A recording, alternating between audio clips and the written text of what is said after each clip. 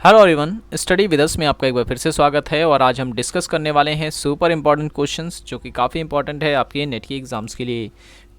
इस तरह की वीडियोस अगर आपको पसंद आती हो तो लाइक ज़रूर करा करें, और चैनल को सब्सक्राइब नहीं किया अभी तक तो ज़रूर कर लें ताकि ऐसी वीडियोज़ की नोटिफिकेशन आपको मिलती रहे।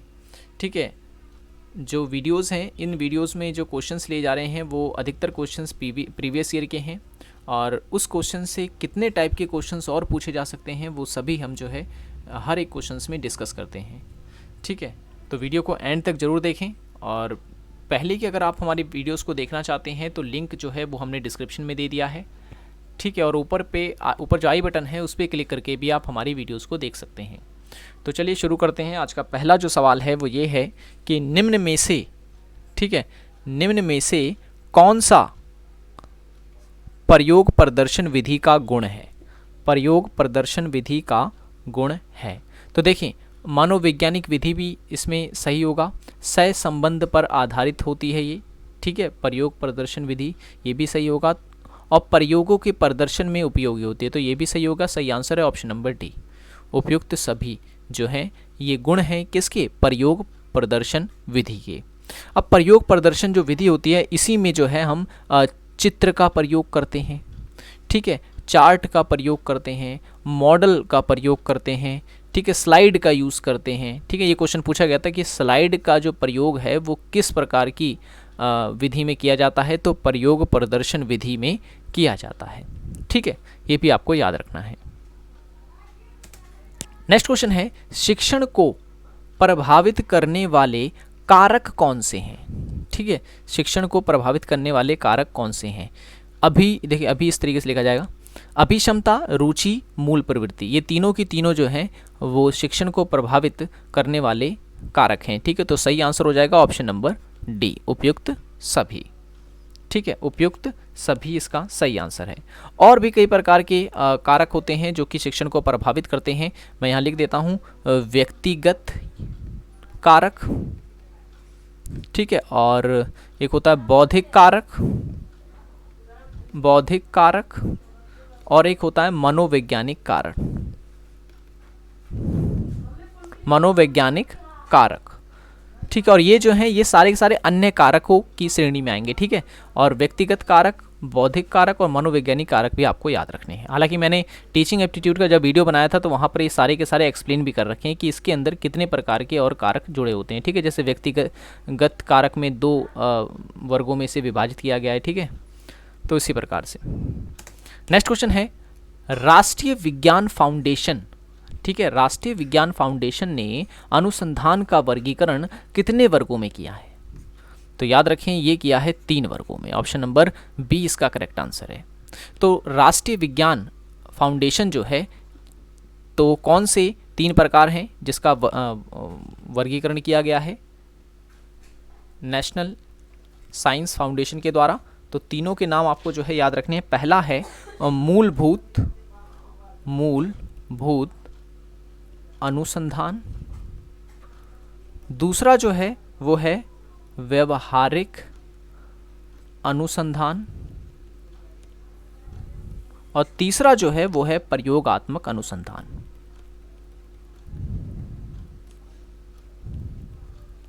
ठीक है, प्रयोगात्मक अनुसंधान। तो ये तीनों जो हैं आपको याद रखने हैं। राष्ट्रीय विज्ञान फाउंडेशन के द्वारा इन्हीं 3 अनुसंधानों का वर्गीकरण किया गया है। नेक्स्ट क्वेश्चन है, निम्नलिखित में से कौन सी परिकल्पना की विशेषता नहीं है? ठीक है, हाइपोथेसिस की आप बात की जा रही है।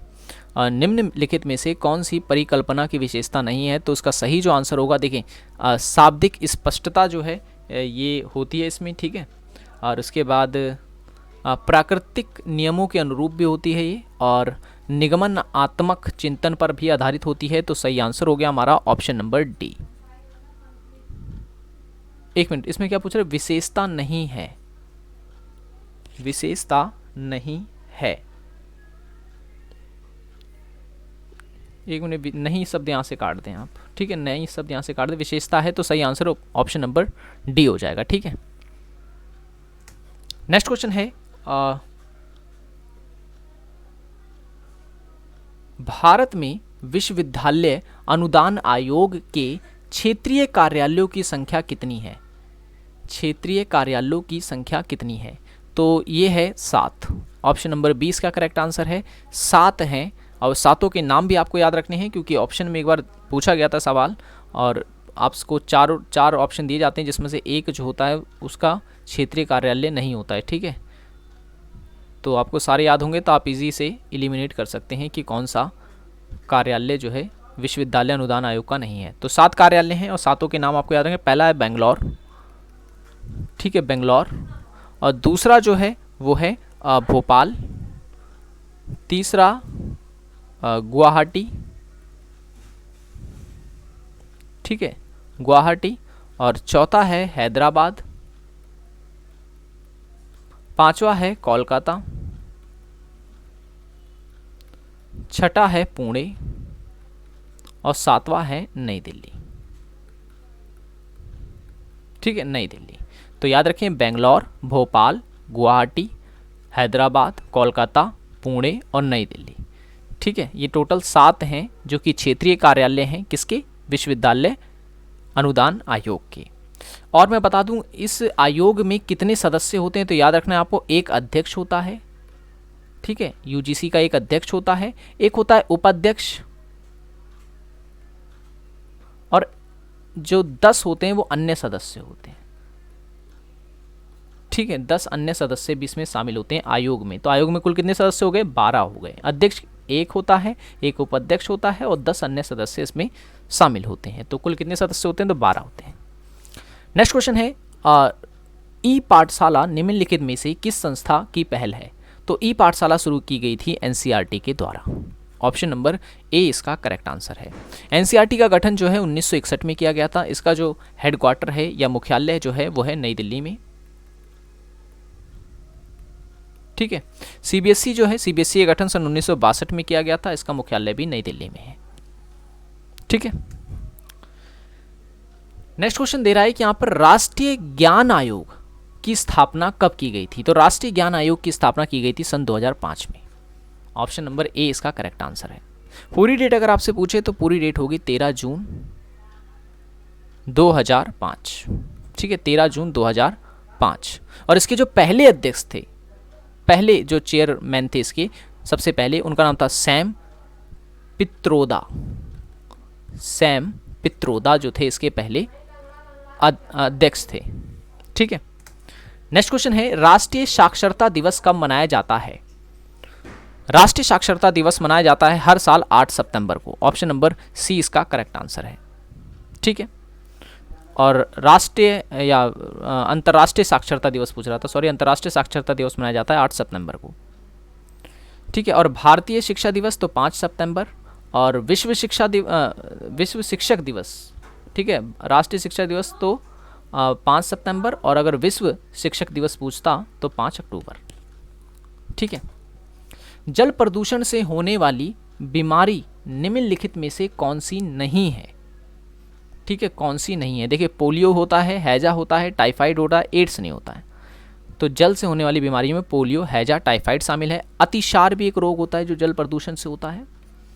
ठीक है, जल प्रदूषण से होता है। और हेपेटाइटिस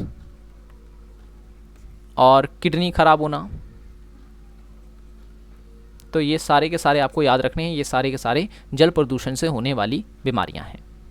ठीक है, सो आज की वीडियो में इतना ही। आई होप ये वीडियो आपको पसंद आया होगा। वीडियो पसंद आया हो तो लाइक ज़रूर कर दें, और चैनल को सब्सक्राइब नहीं किया तो ज़रूर कर लें, ताकि ऐसी वीडियोज़ की नोटिफिकेशन आपको टाइम टू टाइम मिलते रहे।